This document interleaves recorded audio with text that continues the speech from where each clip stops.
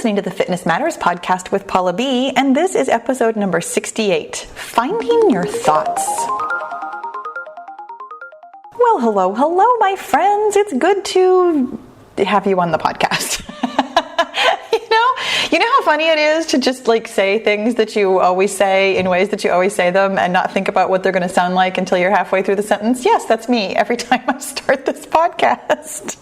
And you guys, welcome to it. Every week we talk about the fitness matters that matter to you. And this week, I happen to know that this one matters, whether you know it or not. I know that the title was kind of oblique today, Finding Your Thoughts. Like that's not super obvious why that would be really important, but I promise you it really, really is. And I'm also going to tell you just super quickly, because I can hear it myself even while I'm sitting here, the audio today is not likely to be especially good. So I was sitting at my desk and I was answering some emails and doing desk things as one does when one works from home. And my cat Rosie decided that it was a lovely time to come and jump in my lap. And I mean, what am I going to do? Say no? Of course I'm not going to say no. So Rosie is still in my lap and I am still sitting at my desk, which means that this is super echoey. I can hear it while I'm sitting here. I'm sitting at my hard desk with my computer in front of me in a room that has no rugs, and it's all just, there are no soft surfaces except the cat in my lap, who is now walking away. So now I have no excuse. So maybe I should walk into the room where it's like a softer surface. But you know what? I'm here. I'm just going to make this happen. So you guys, let's talk a little bit about why finding your thoughts is important. And that means, of course, that I'm actually going to refer you to listening to a couple of other episodes before we even really get going, just so that you've got some background. Because if you are brand new here, well, in fact, if you're brand new here, hi, welcome. This is the Fitness Matters podcast. I'm Paula B. I'm your best middle-aged fitness friend. I make full-length follow-along workouts over on YouTube. And here on the podcast, we talk about fitness mindset matters. Not just how many calories can I burn and what's the best way to eat, but how can I think about my journey so that I can be successful on my journey? And let me tell you something, that is the way to be successful on your journey, is to think about it and, spoiler alert, to find your thoughts. So here are some foundational episodes that are going to be really good for you, whether you've been here forever or not. The two that I'm going to point you to right now is episode number 9, which is facts versus opinions. And I'm going to explain that in just a second here, a little bit about it. And also episode number 32, which is how to change. So in facts versus opinions, we have a whole conversation about the difference between facts, which are, objective and provable, versus opinions, which is literally everything else, which is honestly almost everything in the world. There are so few actual facts in the world. Everything we think about ourselves and the world and our place in it and what we deserve and what we can do and what we can't do and what's hard and what's easy and what's a problem, all of those are actually opinions, opinions and thoughts, I can change those two. And if you listen to the How to Change episode, you'll know that your thoughts create your feelings drive your actions, and then from your actions you get your results, which means that I'm saying that basically your opinions are thoughts, and your thoughts get you results, which means that your opinions get you results. And let me be really clear here that I'm not talking about political or religious opinions or your opinion about what your neighbors should do with their lives or anything like that. I'm talking about, in fact, here, if you want to talk about your neighbors and what they should do with their lives, episode number 34, What You Control, will have some really good information for you. But I'm actually talking about your results. And yes, I'm about to refer you to the final thing that I think I'm going to talk about today. Oh, no, maybe a couple of other ones too. But anyways, the other thing that I'm going to refer you to today, which is last week's episode number 67, where we talked about results. And I know that we all think about results as the good things that we're getting out of our lives. It's a result that I lost a pound. Well, my friend, it's actually a result that you weigh what you weigh, no matter whether that is a loss or a gain. It is a result that you have the body you have, that you have the house you have, that you have the conditions that you are living in. You are creating results with your thoughts every minute of every day. I'm going to let that sink in for a minute.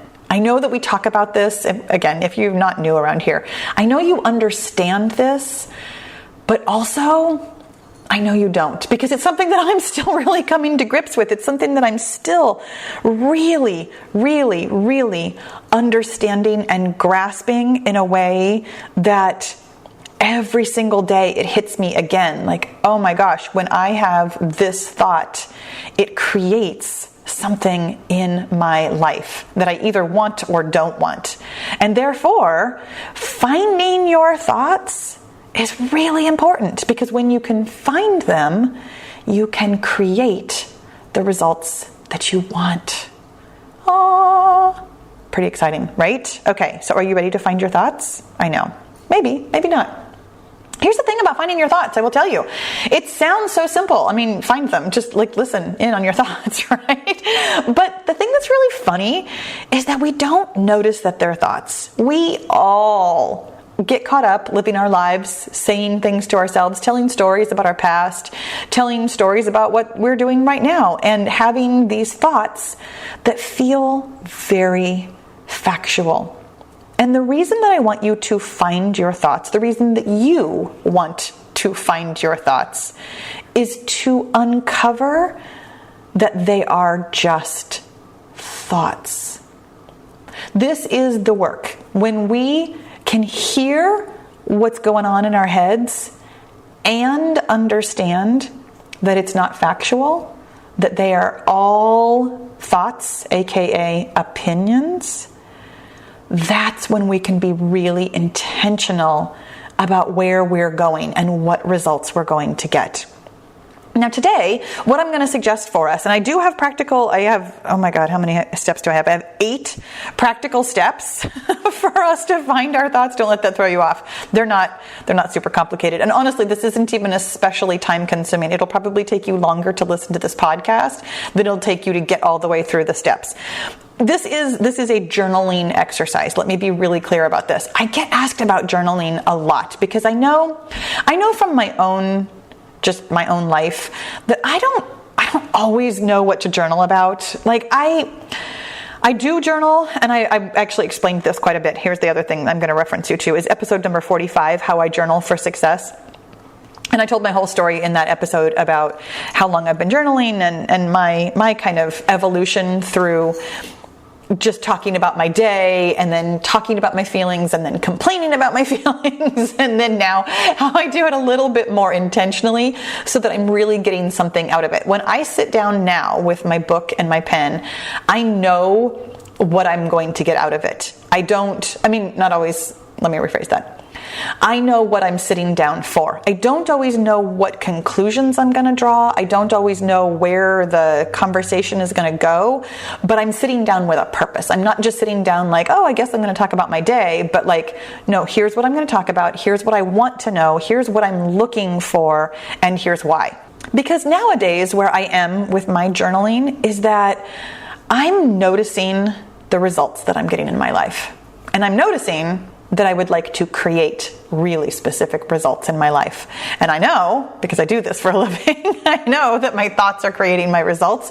So I'm on a mission to find the thoughts that are creating the results that I'm currently getting. And this is what I'm going to suggest for you. If you look around your life and you notice, hey, I have 50 pounds to lose, or hey, I've been wanting to run a marathon forever and I'm not doing it, or if you're me, hey, I told everybody I was going to write a book and I'm kind of not really getting very far on this. More about that later. Then that's a result. That is a result that you have created in your life, and you might want to know how. What are you thinking that has brought you here so that in the future, of course, you can create a different result? So my friends, here's where we start. Number 1, we start by asking ourselves a question. I love asking questions, and I will tell you, I think I reference it somewhat later in the podcast. I think I reference it later that there is another episode about questions. I'll get to that when I get to that. Here's where we start though. You ask yourself the question, how do I feel about blank, whatever. Fill in the blank with whatever it is that you are currently noticing, a result in your life that maybe you love or maybe you don't love. It tends to be easier to notice things that you don't like. I mean, I say that nicely. We all have what's called a negativity bias, meaning that our brains are literally hardwired to look for problems. It's why we're all negative Nellies, and it's not something that I'm chastising you for. We all do it. Your brain is meant to work this way. The people who are like naturally optimistic and always thinking about happy things, truly, you know how rare that is. It's because it's an anomaly.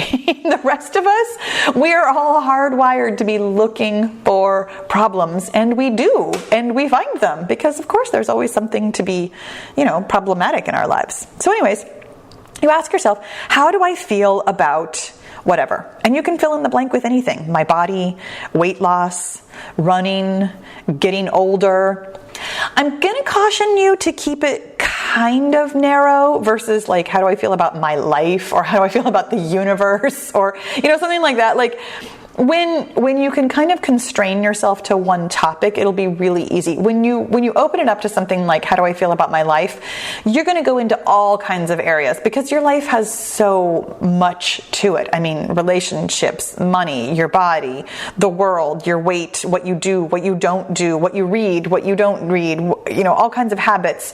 How do I feel about drinking water? Like, you've got all kinds of elements that could each legitimately have their own journal entry. So I'm going to caution you to keep it pretty specific and pretty narrow. And for me personally, I sit down and I ask myself, how do I feel about, and then I ask myself about a specific problem that I'm having in my life currently, or a specific result that I notice that I'm creating for myself right now. How do I feel about procrastinating my book, for example? I actually just did some work on this yesterday or the day before. And I actually, just off to the aside, I discovered that I am not procrastinating nearly so much as I am gathering resources. Let me put it that way. I did, however, finally reach out for some help because it was one of those things. Do you ever do this where you procrastinate by researching because it feels so useful? I mean, you've probably done this somewhere in your life. I get people who ask me about this all the time. Like, I've been researching different ways to eat or different kinds of exercise, and I just really want to do it the right way.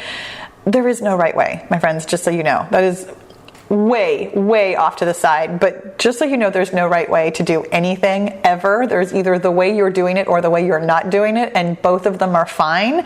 Pick one and go. So anyways, how do I feel about blank? Then, step 2.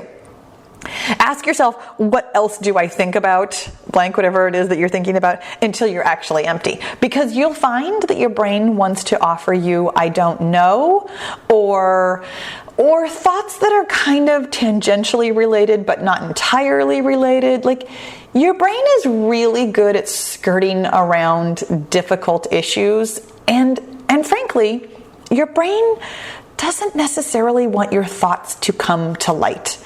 If you are noticing, let's call it a negative result in your life, that is the result of negative thoughts. And your brain is probably pretty determined to hide those negative thoughts from you because, as you know, your brain is, again, hardwired to seek pleasure and avoid pain. So when you have painful thoughts, sometimes your brain just tucks them in and out of sight, and you still have the painful feelings, you still get the painful results, but you don't hear the painful thoughts.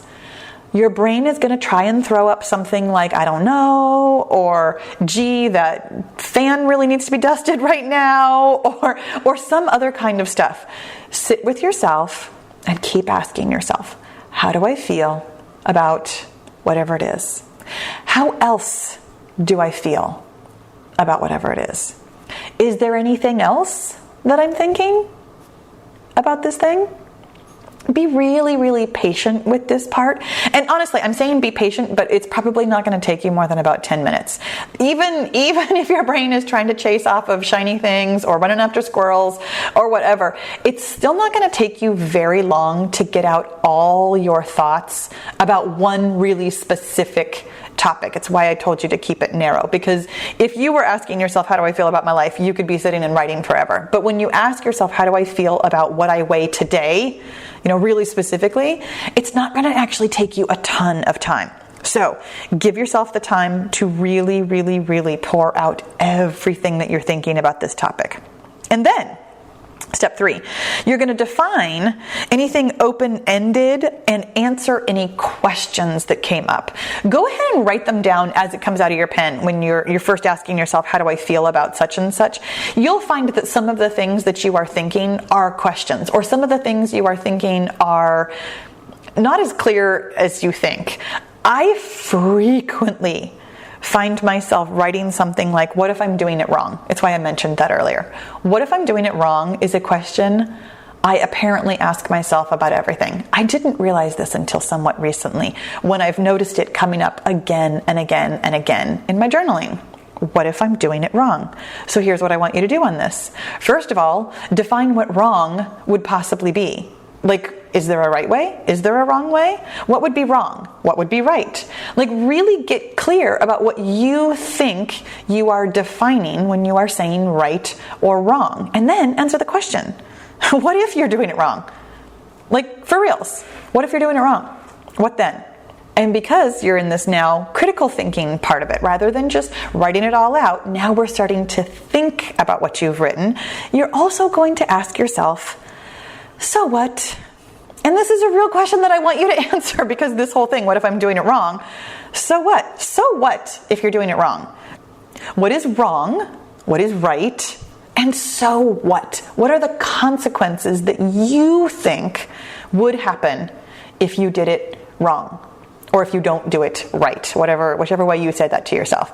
And also ask yourself, what am I making this mean about myself? Sometimes when we are journaling about a situation, really specifically that's going on with another person, really specifically relationship journaling, when we're talking about another person and how frustrating it is that they are doing things or saying things or being who they are, and we're trying to work through all of this stuff, and what if they're doing it wrong? What if I'm doing it wrong? We're answering all those questions and we're saying, so what? Well, so what if that person is doing it wrong? But also, what am I making this mean about myself? Spoiler alert, my friends, every single thing in the world that we have any kind of thoughts about, we're always making it mean something about ourselves. When we have difficulty with other people, we think it's them. I mean, of course it's them. Obviously, they're wrong. But the problem is not them. The problem is that we're making it mean something about ourselves. Figure out what that is. What am I making it mean about myself that I'm not sure how to write a book? Well, for a while there, I was making it mean that I was stupid, because obviously, where else would my brain go?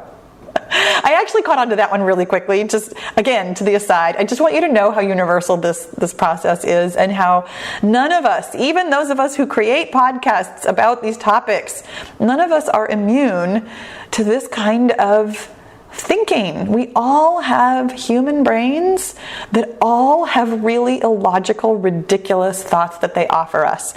When we can find those thoughts and think critically and ask ourselves questions, what am I making this mean about myself? So what? Then we can move beyond just being in it and be more intentional. And here is actually where I'm going to reference episode number 12, which is the 3 best questions to ask yourself when you're struggling. And you'll find this so what question, because I love it. So what is, oh my gosh, it's such a good question. Because it really cuts to the heart of the matter. When you can start asking yourself this question and start really understanding what it is that you're making something mean, you'll understand how ridiculous some of your thoughts are. And I mean that lovingly. My thoughts are ridiculous too. I'm not pointing fingers in any manner here. All of our thoughts are kind of ridiculous, especially when we start getting really clear about what it is that we're telling ourselves. When you ask yourself about the right way to do something, you'll realize that you have all kinds of weird hidden standards for yourself that are truly illogical and don't have anything to do with anything. It's just something your brain made up because we like to think about the difference between right and wrong, and we want to be right, of course. But not everything really has a right or wrong. In fact, lots of things don't have a right or wrong. And when you start really holding up the microscope and being like, okay, what would be right about this thing that I'm doing in order to lose weight? What's the right way to learn how to run? It's however you do it, honestly. Anyways, moving on. Step 5. You're going to make a special little note. In fact, I put little stars next to it in my journal of all the sentences, and there are a lot in my journal, that start with I should, or I need to, or any variation of those. I ought to, I've got to, etc. Any kind of shoulding that you are doing on yourself, which of course, here I am actually referencing episode number 66. I looked all of these up and I'm so proud of myself right now. Episode 66, which is what you should do, which was just a couple weeks ago. That word should, my friends, always creates the opposite as its result. We think we have to chastise ourselves. We think we are simply reminding ourselves. We think we are putting something on our to-do list when we say, I should do such and such. I need to do such and such. I ought to do such and such. I've got to do such and such. That thought does not create positive feelings. It doesn't. And we went through this in the episode. In fact, I'm not going to go into it too deeply here. But that thought does not create motivation for you. Sometimes when you say that to yourself and then you actually do something, it's because you've had another thought in there in the meantime. I should brings a feeling of dread or guilt or sadness or some heavy feeling. I should is a heavy thought. Heavy thoughts drag you down. Heavy thoughts have you sitting on the couch doing nothing. I should does not create for you the thing that you think you should do. I'm going to do such and such does in fact create for you the result of doing that thing. Then, so here we are. It's kind of related to the whole make a note of all the shoulds and need tos, because now we're into the part where we're noticing what each thought is creating for us. And here's where, honestly, the rest of this up until now, maybe 5 to 10 minutes. I mean, honestly, it's really fast. You're going to go through it methodically like the first couple times you do it, but then this will become very automated. It's the same process every time. You'll ask yourself the questions, you'll write everything down, you'll start to think critically and curiously about what you've written, and then you'll notice all the times that you've said I should, and while you're noticing those, go ahead and go through each and every sentence and really hold on to each sentence one at a time. Just hold it in your hand nice and lightly and ask yourself, how does this sentence make me feel? Because my friends, this is where we started. How to change. Your thoughts create your feelings.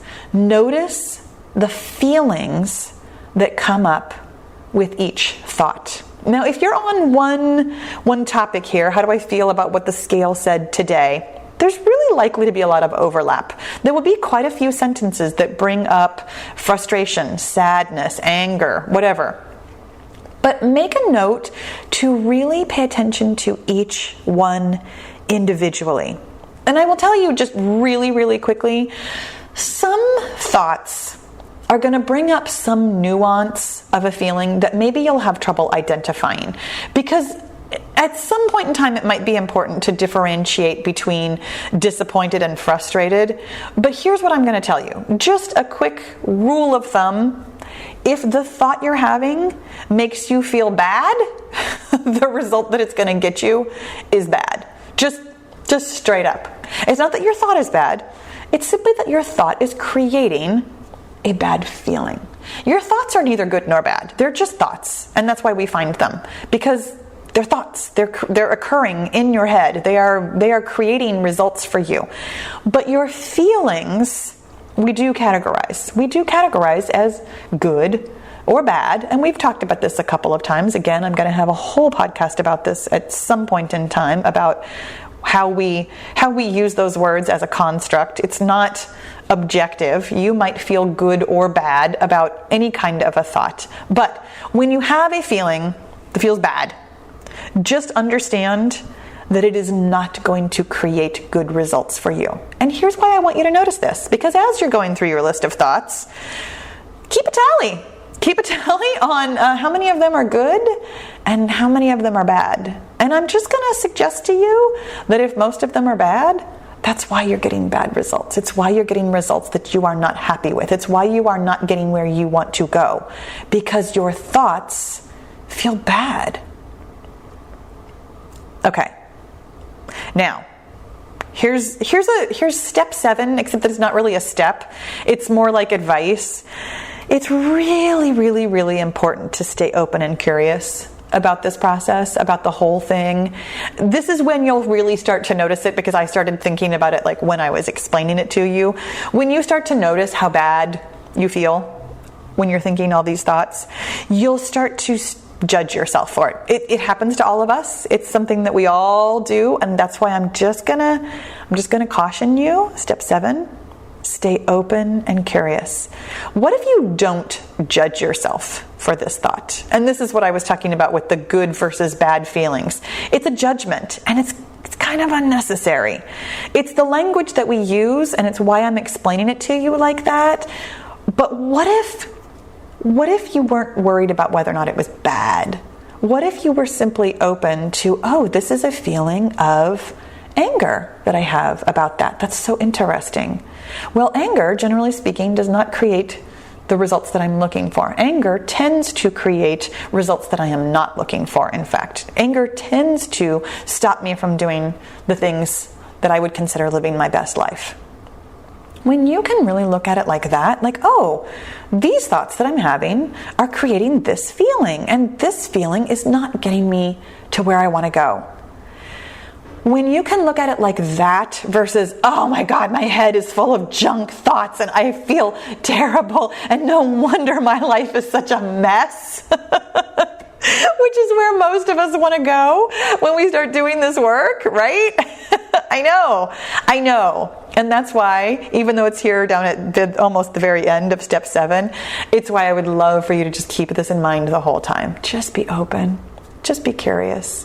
Hang on to that openness and that curiousness as much as you can throughout this process, and you'll find that the whole thing is A, smoother, and B, just so much more productive. And productive is where we're going for here. I'm never going to tell you, I know sometimes it might sound like it, because I have, in fact, told you that I'm leaving you with feeling lousy. In fact, I do somewhat frequently tell you that. But here's what I want you to know, that you feel lousy so that you can feel good. I'm not leaving you with this lousy feeling for this particular skill that we're working on today. And you guys, but here's what I will tell you. Step 8, also not really a step, but kind of, is that's it. Don't try and fix your thoughts or shove them down. This is part of being open and curious, is simply allow your thoughts to be your thoughts. Notice them, have them written down, see very clearly what they're creating for you in your life, and then allow them to exist. This is the story that I tell you almost every single episode about how I still have the thought that I'm stupid. I have no need to eliminate that thought. I have no need to judge myself for that thought. I have no need to fix that thought. I do have another thought that I tell myself, like sometimes when I'm a little bit in it, I'll be like, oh, that's right, I'm smart enough to do what I want to do. But most of the time, I don't even have to remind myself of that anymore. I simply hear the thought that I'm stupid. And it's like, oh, there it is. There's that thought that I'm stupid. That's so interesting that it still comes up for me. And as you heard me today, I still laugh about it because it's hilarious. It's hilarious to me. When you allow your brain to offer you junky thoughts, you are giving yourself a gift, truly. You are giving yourself the gift of hearing and finding your thoughts. They're going to be there anyway. When you can acknowledge and hear them and then not have to do anything with them, not have to believe them, not have to be in the middle of it, not have to feel lousy about it, but simply find the thoughts, they will actually take care of themselves. I know this is really hard to understand when you first start doing this work. And in fact, this was something that I have only come to more recently on my journey. When you listen to old podcasts, you'll hear me offer you, and here's how you change your thought, and here's how you give yourself a new happy thought, and here's how you practice your happy thought. And sometimes I still offer that. But what I have found at this stage in my thought work journey is I don't really have to work all that hard for it anymore. Finding the thoughts is the whole answer. That there's nothing more to be done but finding them. Well, okay, I said there's nothing more to be done. This was step 8, okay? So you find them, you think critically about them, you ask yourself questions, you stay open, you define things, you notice when you're shooting on yourself, you be curious and you don't think about judgment but simply stay open to them. Like there's something to this process. But there is no step 9 of now think what you really want to be thinking and then practice that real hard. You don't really have to do that.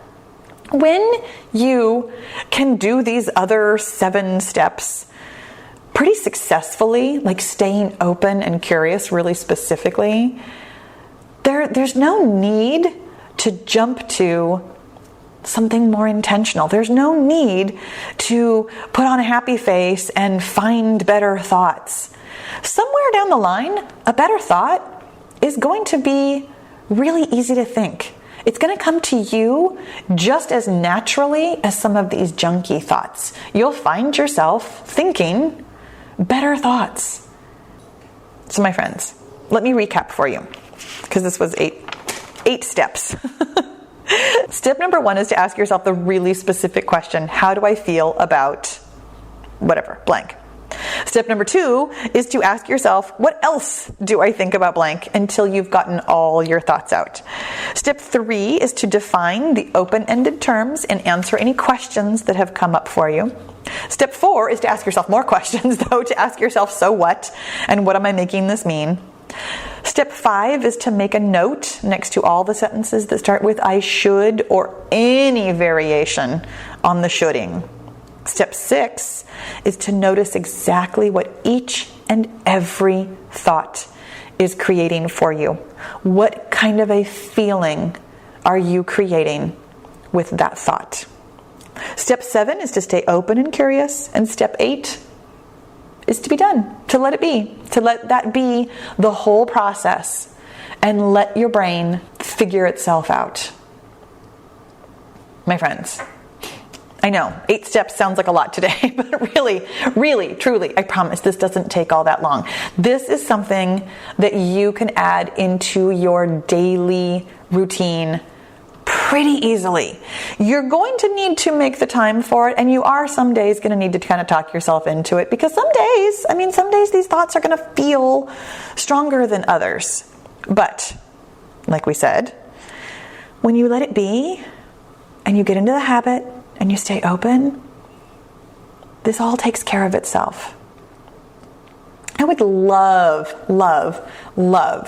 to know what this brought up for you today, because I always, of course, hope that it's helpful for you. My friends, have a wonderful day, and I'll talk to you again soon. So are you totally loving this mindset work and you really want to do it every day in order to get your goal? Then my friend, you need to join the Get Your Goal group. It is my personal and private, very interactive coaching and accountability group where every day we talk about your mindset and we get your goal. You can learn all about it at paulabfitness.com/get-your-goal. I'll see you in the goal group.